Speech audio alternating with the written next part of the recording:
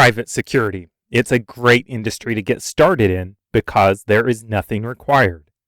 When I started my agency, I literally had no startup capital. I started with nothing. Not the best idea, but the fact that I could start with nothing just shows what a great industry this really is. No buildings, no franchise fees, no equipment. And here's another great reason for starting a company in the security industry. You can work your own shifts. This keeps you from charging overhead and lets you underprice the corporate providers while you're getting started. Wait, this isn't the why I should start a security company video. Fine, let's do this.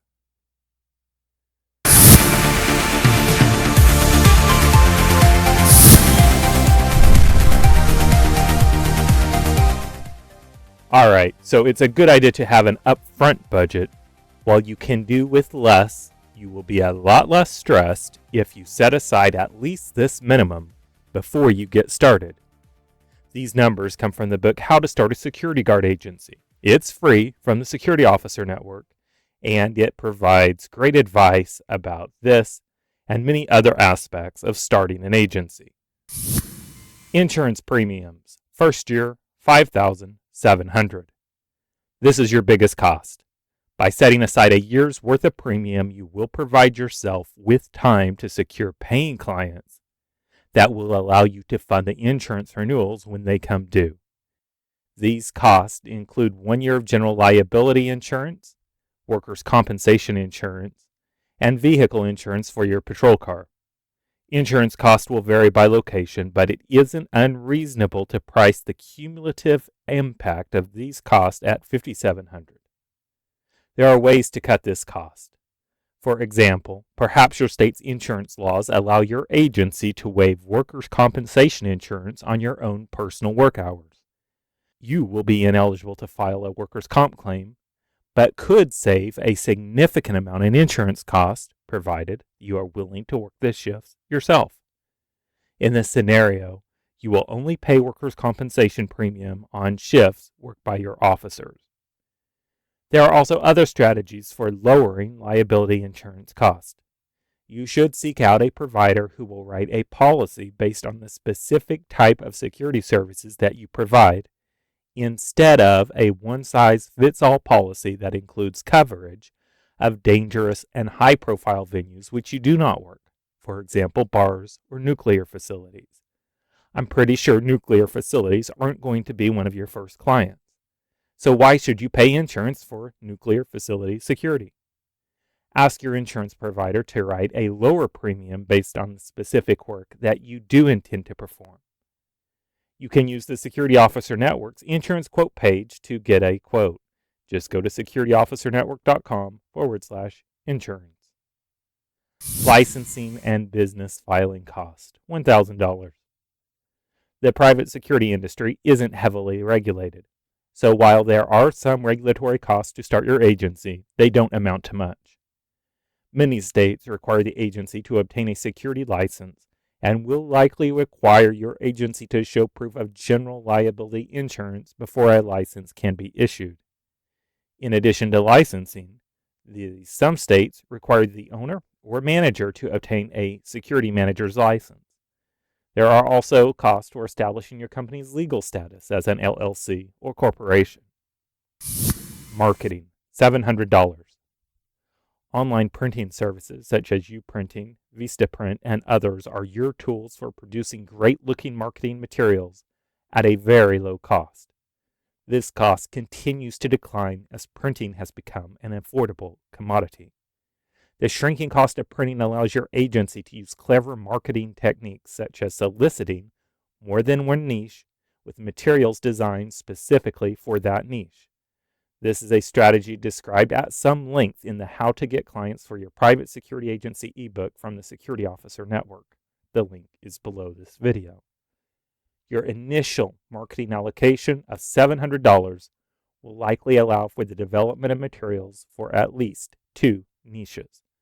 For example, one designed to solicit for business from hotels, and another featuring apartments or multi-residential. Uniforms and equipment, $300. Many officers have accumulated their own equipment over time. However, your agency will need to provide them with the base uniform and your agency's patches. Some states require the officer's uniform to prominently display the agency's name. You should carefully review state licensing regulations prior to designing the uniform. New agency owners should expect an outlay of at least $100 per officer in uniform cost. This expense may grow if your state requires customized patches with the company name. Web presence, $50. It's no longer possible to bypass a web presence. The website has replaced the phone directory listing as the essential place to be.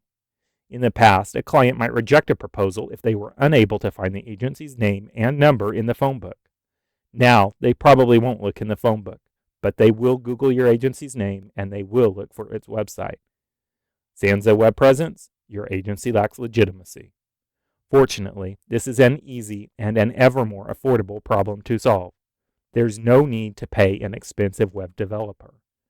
Most hosting companies, such as Bluehost, charge a few dollars monthly for the first years of website hosting, and they include a basic WordPress install, which only takes about 5 minutes to activate. Activate the WordPress feature, drop in a decent theme, post a few pages describing the services offered by your agency. It's just fine to use the same marketing material for your website that you are placing into your marketing materials. That should suffice to pacify the inquisitive client and verify the legitimacy of your agency. As your agency grows, your web presence will mature as well, but in the short term, it's acceptable to put up a basic WordPress site. Do this from day one. Google and other search engines will likely rank your site based on how long it has been online. You can support the Security Officer Network by purchasing your domain and hosting from Bluehost using the link below this video. Office cost, $600. Office expense must be kept at a minimum or should be avoided altogether. An office only creates unnecessary overhead expense and takes away your advantage over the big agencies. A client rarely attempts to meet at the agency's office, so there's just not much reason to have one of these dinosaurs on your expense list. However, keep this important fact in mind. Your state's licensing laws may require your agency to maintain an office. If this is the case in your state, it's your goal to mitigate this expense by meeting the minimum level of state requirement at the cheapest possible rate. Perhaps the local co-working workspace will provide shared office space for a minimal fee, such as $50 or $100 a month. This could meet the requirements of the law, provide a mailing address, and give your agency access to a shared conference room for client meetings.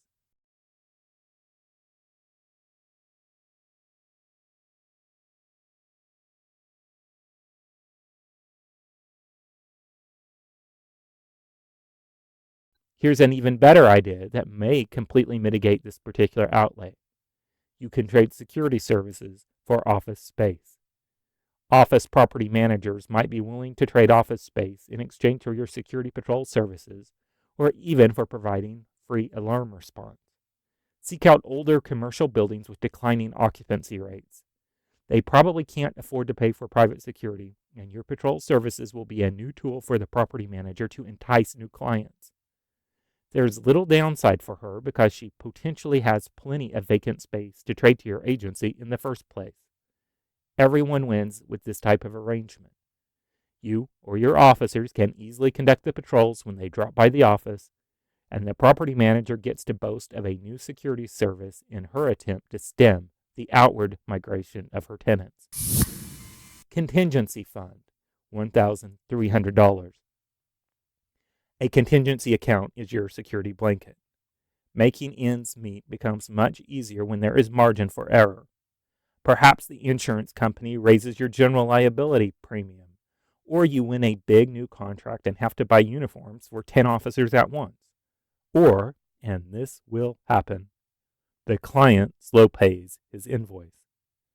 The contingency fund lets you get through these happenings and it takes away your stress and worry. This fund should be indexed as a percent of your agency's total monthly expenses. It's a best practice to keep the fund at 10% of expenses.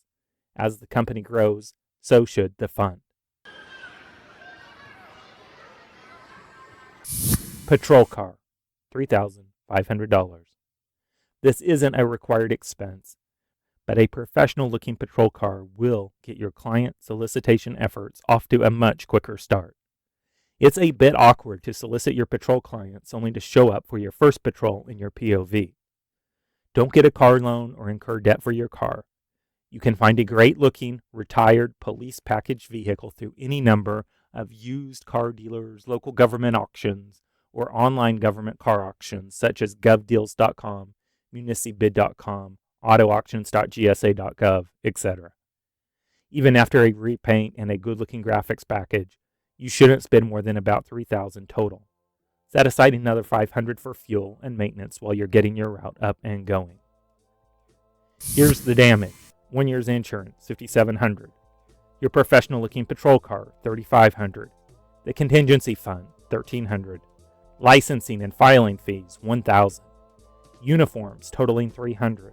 Another $700 for marketing material. $600 for office expense. $50 in web costs. Total damage, $13,150. Does that seem like a lot? It's not. It's not a lot to start a new business. But think of it this way. In Bitcoin, maybe we should just stick to $13,150. To read much more about starting your own security guard company, get the free ebook at securityofficernetwork.com/book, or buy the paperback from Amazon at the link in the YouTube notes below this video. And subscribe for more security industry content just like this, and so that I can let you know when I make that video why you should start a security guard company.